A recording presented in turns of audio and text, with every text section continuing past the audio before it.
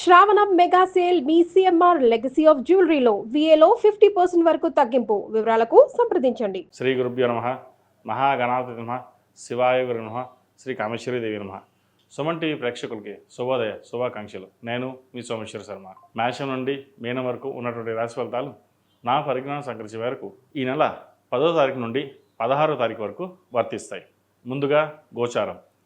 మిథునంలో గురు శుక్రులు, కర్కాటకంలో రవిబుధులు, సింహంలో కేతువు, కన్యలో కుజుడు, కుంభంలో రాహు, మీనంలో శని. అలాగే చంద్రుడు కుంభం, మీనం, మేషరాశుల్లో సంచారం. ముందుగా మేషరాశి. మేషరాశి వారికి ఈ వారం చాలా అనుకూలంగా ఉంది. వృత్తి ఉద్యోగాల్లో మంచి మార్పులు చోటు చేసుకుంటాయి. మంచి ఉద్యోగం లభిస్తుంది. స్థిరత్వం అనేది ఏర్పడుతుంది. భవిష్యత్తును దృష్టిలో పెట్టుకుని ఒక నిర్ణయానికి వస్తారు.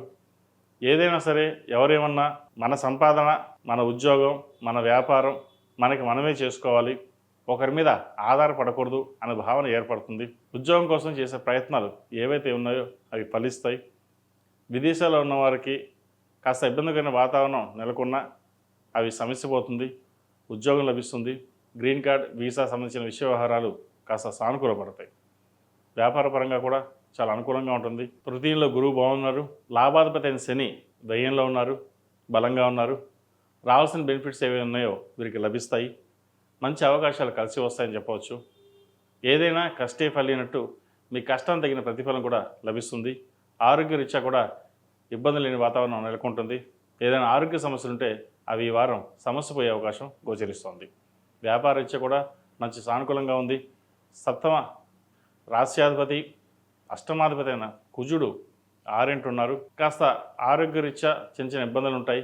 అవి పెద్దగా ఇబ్బంది పెట్టే విధంగా కూడా ఉండకపోవచ్చు. భూ సంబంధించిన విషయ వ్యవహారాలు ఏవైతే ఉన్నాయో వీరికి సానుకూలపడుతుంది. ఒక భూమిని కానీ, ఇల్లు కానీ, ఫ్లాట్ కానీ కొనాలనుకుంటారు. అది ఈ వారం నెరవేరే విధంగా గోచరిస్తుంది. సంతాన సంబంధించిన విషయ వ్యవహారాలు సానుకూలంగా ఉంది. మంచి సంబంధం కుదురుతుంది. వివాహ ప్రయత్నాలు ఎటువంటి లోటు లేకుండా చక్కగా చేయాలని నిర్ణయించుకుంటారు. సంతాన అభివృద్ధి కూడా చక్కగా ఉంటుంది. విద్యార్థులకు ఈ వారం చెప్పుకోదగిన స్థాయిలో ఇబ్బందులు ఏమీ లేవు. చక్కగా విద్యాభ్యాసం కావచ్చు, విదేశీ వ్యవహారాలకు సంబంధించిన వ్యవహారాలు కావచ్చు, రాత పరీక్షలు, ప్రభుత్వ సంబంధించిన విషయ వ్యవహారాలు కావచ్చు సానుకూలంగా ఉన్నాయి. అదేవిధంగా ఈ రాశిలో జన్మించిన స్త్రీలకు వృత్తి ఉద్యోగ పరంగా చాలా అనుకూలంగా ఉంది. ముఖ్యంగా వ్యాపారం వీరికి బాగా కలిసి వస్తుంది. అయితే వ్యాపారాన్ని సక్రమంగా చేయగలమా లేదా అన్న భావన ఎక్కువగా ఉంటుంది. అయితే మీకున్న తెలివితేటలు, మనస్సంకల్పం అందరినీ మెప్పిస్తుంది. ముక్కుసూటితనంగా వెళ్ళడమే మేలని గ్రహిస్తారు. కొన్ని విషయాల్లో నిర్మోహాటంగా మాట్లాడడం కూడా ఒక అందుకు మంచిది అనిపిస్తుంది. ఎందుకంటే మన వాళ్ళెవరో పక్క వాళ్ళెవరో మీకు స్పష్టంగా తెలుస్తుంది. దైవానుగ్రహం మీకు చక్కగా తోడుంటుంది. ప్రతిరోజు ప్రతినిమిషం దుర్గా స్తోత్రం పఠించండి. ఎందుకంటే ఏలినాటి శని ప్రారంభమైంది కాబట్టి, శనికి అధిష్టాన దేవత అయిన దుర్గాదేవి కాబట్టి దుర్గా అష్టోత్తరం ప్రతిరోజు పఠించడం. అదేవిధంగా సుందరకాండ పారాయణం కావచ్చు, సుందరకాండ హనుమాన్ చాలీసా కావచ్చు, ఈ రెండిట్లో ఏదైనా సరే రోజు పఠించడం కానీ లేదా వినడం కానీ చేయండి. అలా కాని పక్షంలో సుందరకాండ పైన రోజు పెట్టండి. దానివల్ల ఇంట్లో మంచి వాతావరణం నెలకొంటుంది.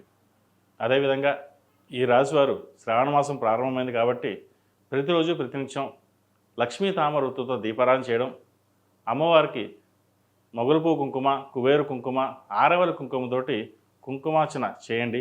మంచి ఫలితాలు సంప్రాప్తిస్తాయి. ఈ రాశిలో జన్మించిన వారికి కలిసి వచ్చే సంఖ్య 2, కలిసి వచ్చే రంగు ఆకుపచ్చ.